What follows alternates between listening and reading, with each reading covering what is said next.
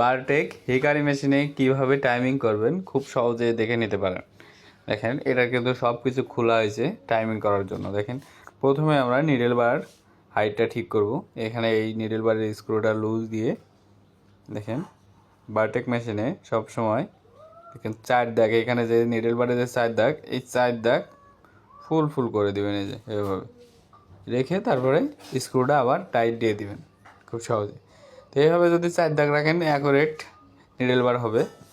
তো নিডেল বার হাইট ঠিক করার পরে এখন শ্যাডেল ড্রাইভটা লাগাতে হবে। যে এই যে শ্যাডেল ড্রাইভ একবারে খুলে নিছি, তো এই শ্যাডেল ড্রাইভটা এর ভিতরে লাগাই দেবেন এভাবে।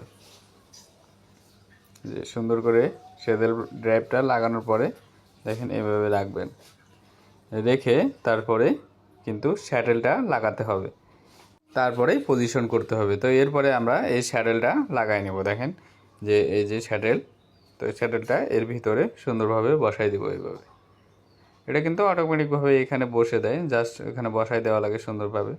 যে তারপরে দেখেন এখানে নিডেল থেকে শ্যাডেলের যে দূরত্ব ওটা ঠিক করে নেব। দেখেন হিকারি মেশিনে আমরা সাধারণত 4 মিলি দিয়ে করি, কিন্তু অনেক মেশিনে 3 মিলি আছে, কিন্তু এটা দিয়ে আমরা 4 মিলি দিয়ে করতে হয়। এইখানে 4 মিলি পরিমাণ নিয়ে নেবেন, তাহলে কিন্তু টাইমিংটা অ্যাকুরেটভাবে মিলবে, না হলে মিলবে না সব দিক থেকে। তো এরপরে 4 মিলি নেওয়ার পরে দেখেন এখানে শ্যাডেল ড্রাইভ ও নিডেলটা একবারে 0 0 করে দেবেন, যেন মোটা কাজে কিংবা কোনো ভারী কাজে কোনো সমস্যা না হয়। একবারে 0 0 করে দেবেন এভাবে।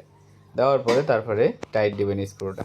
এরপরে দেখেন শ্যাডেল ড্রাইভটা আরও ভালোভাবে চেক দিবেন এইভাবে, নো টাচ নো গ্যাপ আছে কিনা। তো এরপরে নিডেল বার হাইটটাও ঠিক আছে কিনা এটাও চেক দেবেন এইভাবে। দেখেন এটা কিন্তু শ্যাডেল ড্রাইভের মাঝামাঝি থাকবে নিডেলের আইটা।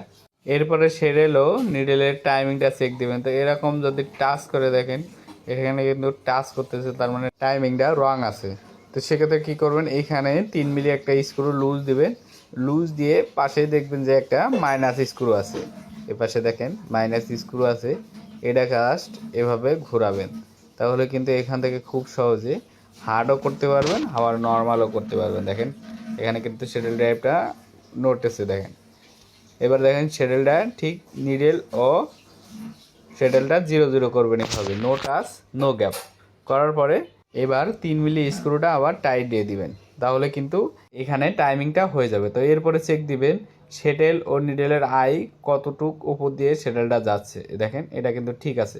তো এরপরে সব কিছু লাগিয়ে এটা আবার চেক দিতে হবে যে টাইমিংটা কী পজিশনে আছে। দেখেন নো টাচ নো গ্যাপ।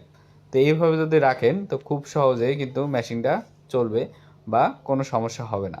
দেখেন এখন কিন্তু এটা খুব সুন্দরভাবে চলতেছে।